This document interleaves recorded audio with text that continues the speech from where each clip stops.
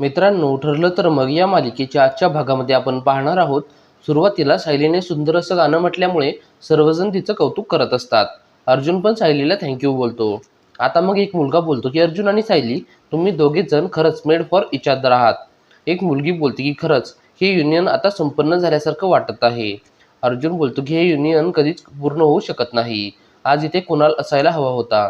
तो अर्जुनचा फारच चांगला मित्र असतो आणि त्याची अर्जुनला फारच आठवण येत असते. आता मग अर्जुन कुणालविषयी बोलू लागतो आणि मग तो एका पिक्चरविषयी बोलत असतो, पण त्याला नाव आठवत नसतं. तर मग चैतन्य बोलतो की 3 इडियट्स आणि मग सायली चैतन्यकडे माईक आणून देते. आता मग अर्जुन आणि चैतन्य दोघेच जण कुणालविषयी बऱ्याच गोष्टी सांगतात. त्या तिघांची मैत्री फारच घट्ट असते आणि मग जुन्या आठवणी सांगताना अर्जुनला फारच भरून येतं. हे सगळं चालू असताना मग सर्वच जण कुणालच्या आठवणीमध्ये रमतात. अर्जुनच्या एका मित्राने कुणालचे बरेच जुने फोटो आठवणी म्हणून आणलेले असतात.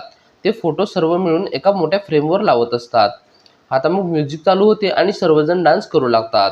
इकडे आता प्रिया रविराजला कॉफी शॉपमध्ये घेऊन आलेली असते आणि मग ती मुद्दाम रविराजला नागराजच्या टेबलकडे बसायला घेऊन जाणार असते.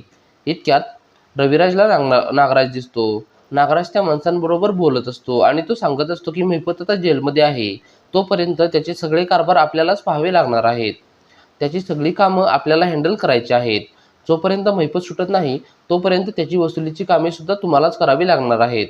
रविराजला मात्र महिपतबरोबर नागराज सामीर असल्याचं कळल्यावर फारच राग येतो आणि मग तो लगेच नागराजला जाब विचारणार असतो. तर मग इतक्यात लगेच प्रिया रविराजला साईडला आणते. ती बोलते की बाबा, मला तुमच्या दोघांमधील भांडणे अजिबात बघवली जाणार नाहीत. आता मग रविराज बोलतो की नागराज असं वागेल ना असं मला कधीच वाटलं नव्हतं. मी आताच्या आता त्याला जाब विचारणार आहे. प्रिया बोलते की काका मला बोलले होते. रविराज बोलतो की मग तू मला का सांगितलं नाहीस? प्रिया बोलते त्यावेळी मला माहीत नव्हतं ना की महिपत फार मोठा गुंड आहे. आता मग रविराज प्रियाला घरी जायला सांगतो आणि मग तो बाहेरच नागराजला जाब विचारायचा आहे असं बोलून तिथेच थांबतो. इकडे युनियनमध्ये सर्व मित्रमंडळी डान्स करत असतात आणि मग इतक्यात सायलीला कुणालच्या आठवणींमुळे जे फोटो लावलेले असतात ना, त्यामध्ये साक्षीचा फोटो दिसतो. सायली मात्र तो फोटो पाहून फार हादरते. साक्षी यांच्या कॉलेजमध्ये काय करत आहे हे तिला कळत नाही आणि मग त्यामध्ये साक्षीने एका मुलाला मिठी मारलेली असते. सायली मग तो फोटो तिच्या पर्समध्ये ठेवते.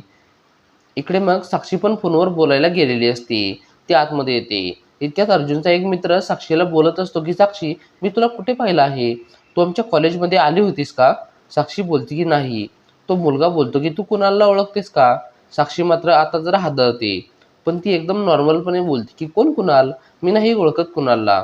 साक्षी त्या मुलाला बोलते की मी फक्त चैतन्यमुळे इथे आले आहे. मी तुमच्या दुसऱ्या कोणत्याच मित्राला ओळखत नाही. त्या दोघांचं हे बोलणं सायली ऐकते आणि मग आता तिला साक्षीवर संशय येऊ लागतो. साक्षीला पण आता फारच भीती वाटलेली असते की आता हे सगळं फारच विचित्र घडू लागलं आहे आणि मग साक्षीला चैतन्य आणि अर्जुन हे दोघेजण एकत्र येऊ नयेत याची पण काळजी घ्यायची असते. त्यामुळे ती चैतन्याला तिथून घेऊन जायचा बहाणा शोधत असते. सायली मग अर्जुनच्या मित्राला बोलत असते की मी तुमच्या दोघांचं बोलणं इकडे येताना जरा ऐकलं. साक्षी तुमच्या कॉलेजमध्ये खरंच आली होती का? तर मग तो मुलगा बोलतो की नाही, मला तसं वाटत नाही. मला तिला पाहिल्यासारखं वाटतंय, पण तिच्या नॉर्मल बोलण्यामुळे मला काही वाटलं नाही.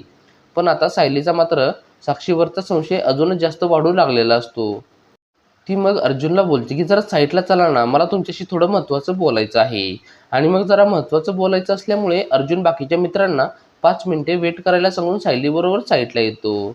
सायली मग अर्जुनला फोटो दाखवणार असते, पण इतक्यात समोरून साक्षी येत असते.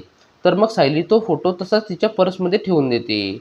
आता मग इतक्यात एपिसोड संपतो. मित्रांनो, आता पुढील भाग हा फारच मनोरंजक होणार आहे. पुढील भाग पाहण्यासाठी आमच्या चॅनेलला सबस्क्राईब करायला विसरू नका. धन्यवाद.